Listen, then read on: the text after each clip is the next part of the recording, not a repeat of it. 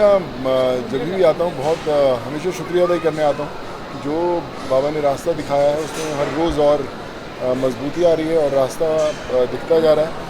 मेरी बड़ी इच्छा है कि मैं यहाँ पर एक ओल्ड एज होम खोलूँ, शिरडी में एक अनाथ आश्रम खोलूँ।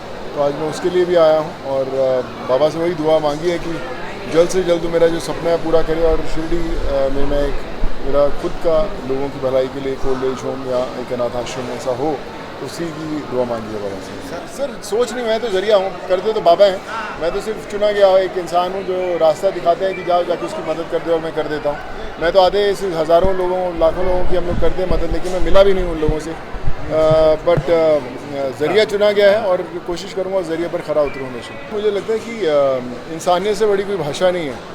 मैंने तमिल भाषाओं में भी काम किया, तेलुगु में, कन्नड़ा में, मराठी में, चाइनीज़ में, हिंदी में, सब भाषाओं में काम किया। और जिस भाषा में जब भी मैं काम करता हूँ मुझे लगता है वो मेरी भाषा है, वो मेरी मातृभाषा है और आज भी वैसी ही फीलिंग आती है। मैं कोई भी भाषा में करूँ, मुझे आज तक कभी लगा नहीं है। लेकिन कोरोना काल ने सिखाया है कि सबसे बड़ी जो मातृभाषा है वो इंसानियत की है। जब मुश्किल में लोग आए तो किसी ने देखा नहीं कि वो हिंदी बोलता है या तेलुगु बोलता है, कन्नड़ बोलता है, एक दूसरे की लिए खड़े हुए। और आज भी हम लोग भी कोशिश करते हैं, जब हम भी लोगों से जुड़े हमने किसी की भाषा नहीं पूछी। तो मुझे लगता है कि ये इंसानियत की भाषा सबको आनी चाहिए।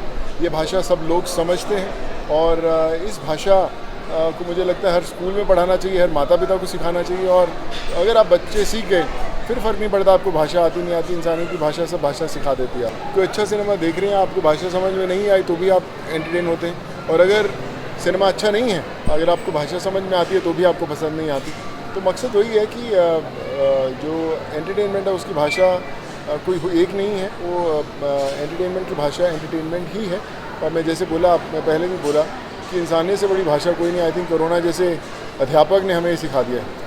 देखिए, मुझे तो ऐसा पता है कि मैं चाहे सिनेमा के अंदर हूँ, पर जो 2 साल में 2.5 साल में मैं लोगों से जुड़कर कर पाया हूँ, उससे बड़ी खुशी नहीं है। आप 500 करोड़ की फिल्म भी हिट बना दें, उसकी खुशी नहीं मिलेगी जितनी आप 5 लोगों को मदद करके दिला सकते हैं। तो मेरे लिए तो मैं हर रोज़ वो कई 100 करोड़ की फिल्म हिट करता हूँ जब मैं किसी के साथ जुड़ता हूँ, किसी अनजान इंसान के साथ जिसको मैं मिलता हूँ या नहीं मिलता हूँ या कभी नहीं भी मिलूँगा। सो आई थिंक जो वो रिश्ता है वो सबसे बड़ा है। और आज बाबा से मैं वही बोला हूँ कि आज मेरी बाबा से करीबन 22-25 साल से मैं यहाँ पर आ रहा हूँ, और शायद उससे भी ज़्यादा। और बाबा ने हमेशा रास्ता दिखाया है और यही कहूँगा कि जिस रास्ते पर बाबा ने चलना सिखाया है, हमेशा हाथ थामे रहें और आगे बढ़ते रहें। फर्क नहीं पड़ता सर, मुझे लगता है कि हर किसी को हर किसी की मदद करनी चाहिए। लोग हमेशा बोलते हैं कि मैं जब बहुत पैसे कमा लूँगा, बहुत कामयाब हो जाऊँगा तो मैं लोगों को मदद करने निकलूँगा। मुझे लगता है कि आपको किसी की मदद करने के लिए पैसा होना ज़रूरी नहीं है, कामयाबी होनी ज़रूरी नहीं है, समय होना तय होना ज़रूरी नहीं।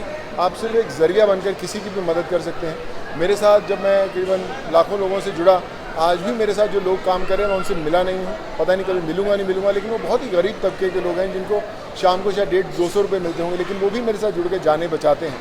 सो सबसे बड़ा शिक्षा ये मिली है कि अच्छा काम करने के लिए कोई समय तय नहीं होता, कोई जेब तय नहीं होती, कोई भाषा तय नहीं होती, कोई धर्म तय नहीं होता, समाज तय नहीं होता। लेकिन अगर आप सोचते हो कि आपको करना है तो ज़रूरी नहीं कि आप लोगों के द्वारा चुने हुए लीडर हो, आप एक आम इंसान होकर भी मदद कर सकते हैं। अगर पता नहीं, मेरे खुद मैंने सोचा नहीं है। फिल्मों के लिए आजकल बड़ा कम समय मिलता है सोचने का कि लोग इतना व्यस्त रखते हैं। बट आई फील पता नहीं, सिनेमा जो चल रहा है चलते रहें, बट बाबा के पास चरणों में वापस आते रहे। आई थिंक उससे बड़ा कुछ काम नहीं।